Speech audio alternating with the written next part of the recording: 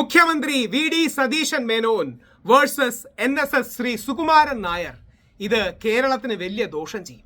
രണ്ടുപേരും മികച്ച പ്രതിഭയുള്ള വളരെ ആഴത്തിൽ കമ്മിറ്റ്മെന്റ് ഉള്ള രണ്ടാൾക്കാരാണ്. രണ്ടാൾക്കാരെയും ജീവിതത്തിൽ പരിചയപ്പെടാനും ഒന്ന് രണ്ട് കാര്യങ്ങളിൽ പങ്കെടുക്കാനും എനിക്ക് ഭാഗ്യം ലഭിച്ചിട്ടുണ്ട്. ശ്രീ വി ഡി സതീശൻ കേരളത്തിലെ ഏറ്റവും ജനകീയനായ ഏറ്റവും വിഷണറിയായ മുഖ്യമന്ത്രിയാണ്. അദ്ദേഹവും നായർ ആണ്, മേനോൻ ആണ് എന്ന് നമുക്കറിയാം.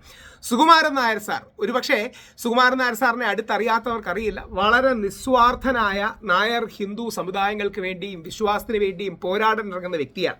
യഥാർത്ഥത്തിൽ ശബരിമല പ്രക്ഷോഭത്തിൻ്റെ ഒരു നായകനുണ്ടെന്ന് പറയാമെങ്കിൽ സുകുമാരൻ നായർ സാറാണ്.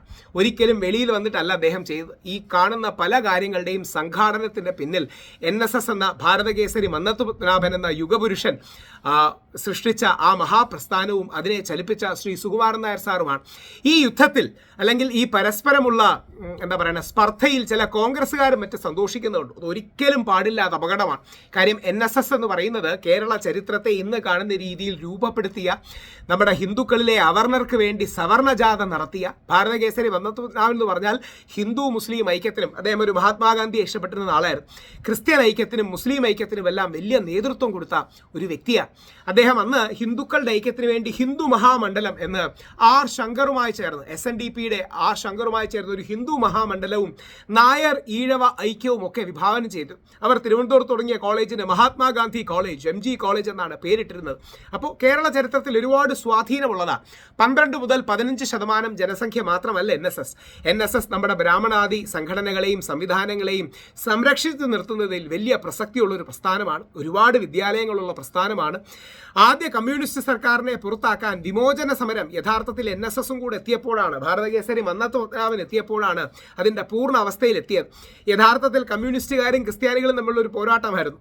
സൽഭരണം കൊണ്ടുവരുമെന്ന് പറഞ്ഞിട്ട് സെൽഭരണം കൊണ്ടുവന്ന് ക്രിസ്ത്യാനികളുടെ അടക്കം എല്ലാ സമുദായങ്ങളുടെയും വിദ്യാഭ്യാസ സ്ഥാപനങ്ങൾ പിടിച്ചെടുക്കാൻ ശ്രമിച്ചപ്പോൾ അതിശക്തമായ പോരാട്ടമാണ് ക്രിസ്ത്യൻ നായർ വിഭാഗങ്ങൾ തുടങ്ങി വെച്ചതും അതിൽ മന്നത്ത് പത്മനാഭൻ വന്നതും മുസ്ലിം ലീഗ് അടക്കം എല്ലാവരും വരെ സപ്പോർട്ട് ചെയ്തതും SNDP അടക്കം അതിനോട് പിന്നീട് ചേർന്നു എന്നുള്ളത് അതിൽ ഒരു ലൂക്വാം റെസ്പോൺസ് ഉണ്ടായിരുന്നു. എന്നാലും ചരിത്രത്തിൻ്റെ ഭാഗമാണ്. യഥാർത്ഥത്തിൽ ഈ വാർത്തയുടെ പശ്ചാത്തലം എന്ന് പറഞ്ഞാൽ മുഖ്യമന്ത്രിയെ കാണാൻ സമയം ചോദിച്ചിട്ട് സമയം കൊടുത്തില്ല എന്ന് പറയുന്നുണ്ട്. NSSന്റെ പ്രത്യേകത ഓർക്കണം. ഇന്ത്യയുടെ വൈസ് പ്രസിഡന്റ് ശ്രീ രാധാകൃഷ്ണൻ NSSൽ വന്നോട്ടെ എന്ന് ചോദിക്കുമ്പോൾ വേണ്ടെന്ന് പറയുന്ന, വെസ്റ്റ് ബംഗാളിന്റെ ഗവർണർ ശ്രീ ആനന്ദ ബോസി അവിടെ വന്നോട്ടെ എന്ന് ചോദിക്കുമ്പോൾ വേണ്ടെന്ന് പറയുന്ന, അതൊരു വലിയ തീർത്ഥാടന കേന്ദ്രം പോലെയാണ് NSSലെ പെരുന്ന. കേരളത്തിൽ അങ്ങോളം ഇങ്ങോളമുള്ള നായന്മാർക്ക്, പ്രത്യേകിച്ച് തിരുവിതാംകൂറിലെ നായന്മാർക്ക് ഒരു വലിയ സന്നിധിയാണ് ഭാരതകേസരി മന്നത്ത് പത്മനാഭൻ്റെ. അപ്പോൾ ആ സ്ഥലത്തിൻ്റെ സർവ്വകാര്യക്കാരാണ് സുകുമാരൻ നായർ സാർ. കുറച്ചൊക്കെ സംസാരിക്കുമ്പോൾ പുള്ളി കുറച്ച് ഹാർഷാണെന്നേ ഉള്ളൂ. ആൾ പാവമാണ്, ആൾ നല്ല മനുഷ്യനാണ്, നിസ്വാർത്ഥനാണ്. ഒരുപാട് കാര്യങ്ങൾ അദ്ദേഹത്തിന് ചെയ്തെടുക്കാൻ കഴിയുന്ന വ്യക്തിയാണ് അദ്ദേഹം. കാര്യങ്ങൾ ചിലപ്പം വെട്ടി തുറന്ന് പറയും, പക്ഷേ ഹൃദയം കൊണ്ട് നല്ല മനുഷ്യനാണ്. വിഷയം ഇതാണ്. മറുപടി കൂടി നൽകുക പഴയ കമ്മിറ്റിക്കാരാണ് ഇത് അനുമതി നൽകാത്തതിലുള്ള യോഗത്തിൽ ഉന്നയിച്ചു എന്നാണ് ഞാൻ മനസ്സിലാക്കുന്നത്. മുഖ്യമന്ത്രി കൂടിക്കാഴ്ചയ്ക്ക് അനുമതി നൽകാത്തതിലുള്ള നീരസം പ്രകടിപ്പിച്ചു എന്ന് മനസ്സിലാക്കുന്നു. ഷിനോജ് ST വിവരങ്ങളുമായി. ഷിനോജ്, എന്താണ് സംഭവം? അത് ഭയങ്കര വി ഡി സതീശൻ എത്രയും പെട്ടെന്ന് പറ്റുമെങ്കിൽ പെരുന്നയിൽ പോയി കാണണം. അതിൽ യാതൊരു തെറ്റുമില്ല. അതായത് യുഗപുരുഷനായ ലോകഗുരുവായ ശ്രീനാരായണ ഗുരുദേവന്റെ സന്നിധിയായ ശിവഗിരിയിലേക്കും നമുക്കെല്ലാം ഇഷ്ടപ്പെടുന്ന ആദരണീയനായ പാണക്കാട് തങ്ങൾ സ്വന്തം താല്പര്യങ്ങൾ ബലികഴിച്ച് കേരള സമൂഹത്തിന്റെ മതസൗഹാർദ്ദത്തിന് വേണ്ടി ത്യാഗങ്ങൾ എടുക്കുന്ന പാണക്കാട് തങ്ങൾ അവർകൾ അടക്കമുള്ളവരും നമ്മുടെ ക്ലിമിസ് തിരുമേനി, ഞങ്ങളെല്ലാം തിരുവനന്തപുരത്തുകാർക്ക് ഒരുപാട് ഇഷ്ടമുള്ള കേരളത്തിൽ അങ്ങോളം ഇങ്ങോളമുള്ള ക്രിസ്ത്യൻ സഭകളുടെയും KCBCയുടെയും ഒക്കെ തലപ്പത്തുള്ള ക്ലിമിസ് തിരുമേനി അടക്കം അദ്ദേഹം അങ്ങോട്ട് പോയി കണ്ടു.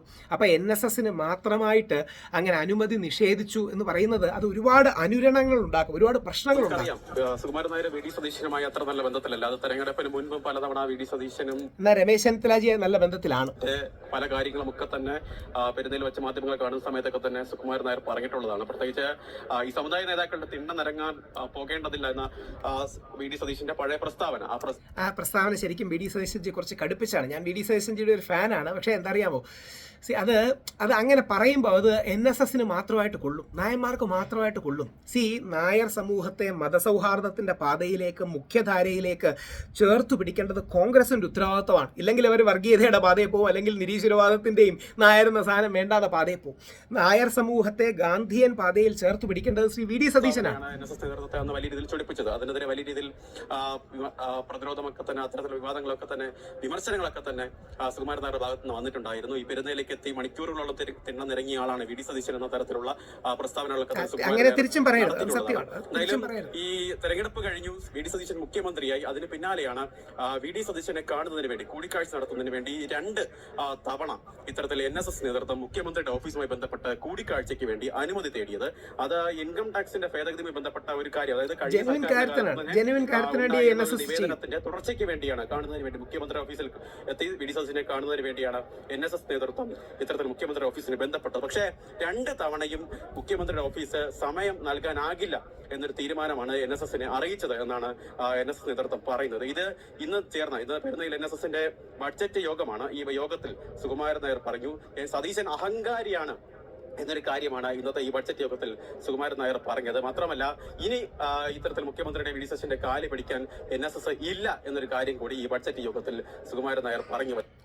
അത് NSS എന്ന മഹാപ്രസ്ഥാനത്തിന്റെ പൊളിറ്റിക്കൽ ക്ലൗട്ടോ അല്ലെങ്കിൽ 20% നമ്മുടെ ഗവൺമെന്റ് ഒഫീഷ്യൽസ് നായർ സമുദായാംഗങ്ങളാണ് എന്നതുകൊണ്ടോ അല്ല.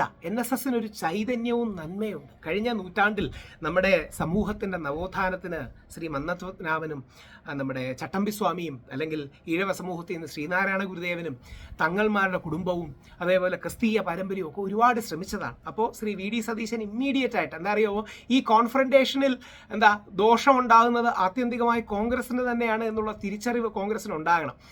ശ്രീ വി ഡി സതീശൻ എന്താ പറയണേ, അദ്ദേഹം വലിയ നേതാവാണെന്നുള്ളത് സത്യമാണ്. പക്ഷേ Shri V D Satheesan reach out ചെയ്യുകയും എങ്ങനെയെങ്കിലും അവരെ വിശ്വാസത്തിലെടുക്കുകയും വേണം. കാര്യം ഇല്ലെങ്കിൽ നായർ സമൂഹം ഒന്നെങ്കിൽ മുസ്ലിം വിരോധത്തിന്റെ പാതയിലേക്ക് പോകും, അല്ലെങ്കിൽ ഇതൊന്നും വേണ്ട, നായരും മറ്റും വേണ്ട എന്ന് പറയുന്നൊരു പാതയിലേക്ക് പോകും. ഒരു മധ്യവർത്തി കോൺഗ്രസ് മഹാത്മാഗാന്ധി സംസ്കാരത്തിലേക്ക് ചേർത്ത് നിർത്തേണ്ട ഉത്തരവാദിത്തം ശ്രീ വി ഡി സതീശന്റെയാണ് എന്ന് താഴ്മയായി ഓർമ്മിപ്പിക്കും.